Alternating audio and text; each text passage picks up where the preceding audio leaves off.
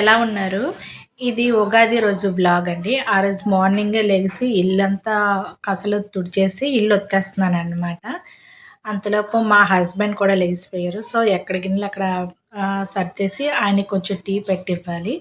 So, ఆయనకి stove నీట్‌గా తుడిచేసి టీ కాచిస్తున్నాననమాట. టీ టీ కాయడం ఎంతమందికి తెలుసు చెప్పండి?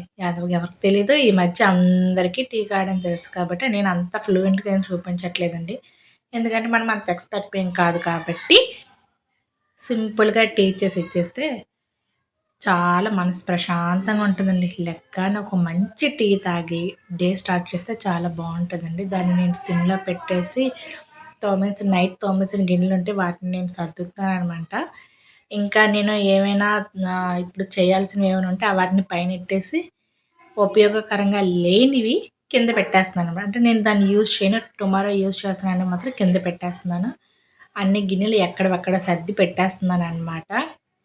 నాకు కిచెన్ రూమ్ చాలా చిన్నదనమాట. అందుకోసమనే నేను నాకు తెలిసిన విధంగా నేను సర్దుకున్నాను. అంతేనండి.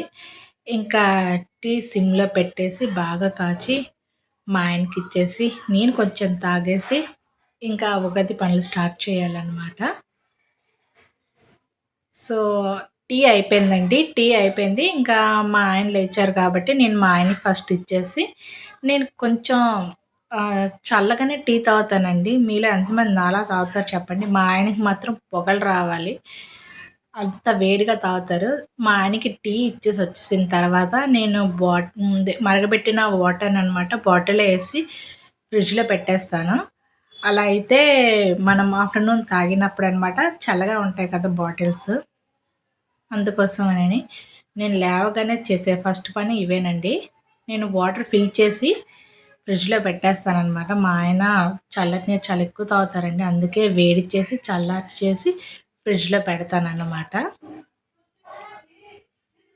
మా ఆయన అడుగుతున్నారు, ఏదో బజార్‌కి వెళ్తున్నాను, ఏం తీసుకురావాలి, ఏటేటి తేవాలి అనంటే అన్నీ చెప్తున్నాననమాట మా ఆయనకి. సో, అయిపోయింది. ఇంకా వాటిని ఫ్రిడ్జ్‌లో పెట్టేయాలి. ఇంకా నేను దేవుడి గది పటాలు మొత్తం తీసేసి వాటికి బొట్లు అన్నీ పెట్టేస్తున్నాననమాట. అది మా బాబు లెగలేదనమాట. అందుకే అంత చీకటిగా ఉంది. ఇంకా దేవుడి పటాలని నేను ఇలాంటి వైప్స్‌తో తుడుస్తానండి. చాలా బాగా క్లీన్ అవుతున్నాయి తెలుసా అండి. ఎలా వైప్స్‌తో క్లీన్ చేయడం వల్ల.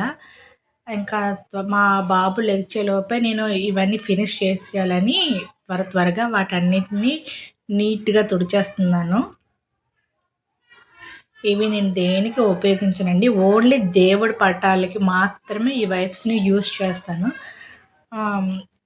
దానివల్ల చాలా నీట్‌గా క్లీన్ అయిపోతాయన్నమాట.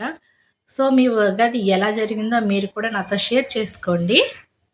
ఇంకా ఇంకేటుంటాయి? చెప్పండి మీరే. మీరెలా ఉగాది జరుపుకున్నారు? ఏంటి? అనేది కూడా మీరు నాతో షేర్ చేయండి. ఇంకా నేను తొందరగా వైప్స్ చేసేసి ఇంకా వాటికి బొట్లు పెట్టేయాలి. ఇంకా నేను పసుపు బొట్లు పెట్టినప్పుడు కూడా పసుపు, గంధం, జవాది పౌడర్ వేసి నేను పసుపు బొట్లు పెడతానండి. ఎందుకంటే ఒక మంచి స్మెల్ వస్తది జవాది పౌడర్ వేయడం వల్ల. ఇంకా అన్నిటికి కూడా ఇలాగ బొట్లు పెట్టేస్తున్నానండి.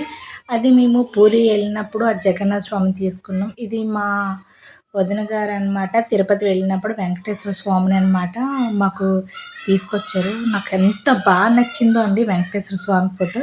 కాకపోతే ఒకటే ప్రాబ్లమ్, నా దేవుడి గది చాలా చిన్నదండి. ఎందుకంటే మేము రెంట్‌కుంటున్న హౌస్ కూడా చిన్నదనమాట. అండ్ అక్కడ చిన్న లక్ష్మీదేవి విగ్రహం ఉంది. దాన్ని నేను అలా అరేంజ్ చేసుకున్నాను. దాని తర్వాత దీపాలకి ఇంకా వాటర్‌కి అన్నిటికి నేను కూడా బొట్లు పెట్టుకుంటున్నాను. నేను ఇందులోనే ఉగాది పచ్చడి పెడతానండి. సో, దాన్ని కూడా నేను రెడీ చేసి పెట్టుకున్నాను.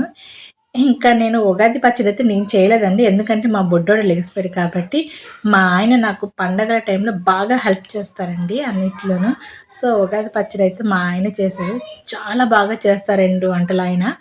ఉగాది పచ్చడి కూడా మా ఆయనే చేశారు. సేమియా కూడా మా ఆయనే చేశారు. ఎందుకంటే మీకు తెలుసు కదా! నాకు చిన్న బాబు ఉన్నాడు. అందుకోసమని నాకు అస్సలు అవ్వదు. సో, మా ఆయన చేసిస్తే నేను రెడీ అయ్యి నేను ప్రసాదాలు ఇచ్చేసాను. ఇదేనండి మా చిన్న దేవుడి గది. ఇంకా మా ఆయన రెడీ అయిపోయి మా బుజ్జి బాబుని రెడీ చేసేయాలి. దాని తర్వాత మేము బయటికి వెళ్ళి ఇలా ఎంజాయ్ చేసామనమాట. మా చెల్లి వాళ్ళ ఇంటికెళ్ళాము. ఇలా ఎంజాయ్ చేసాము. ఒక రీల్స్ తీసుకున్నాము. ఇంకా కొన్ని ఫొటోస్ తీసుకొని అలా బయటికెళ్ళి మా ఉగాదినైతే మేము ఇలా ఎంజాయ్ చేసాము. మీకు ఈ వీడియో నచ్చితే లైక్, షేర్, సబ్స్క్రైబ్ కూడా చేయండి.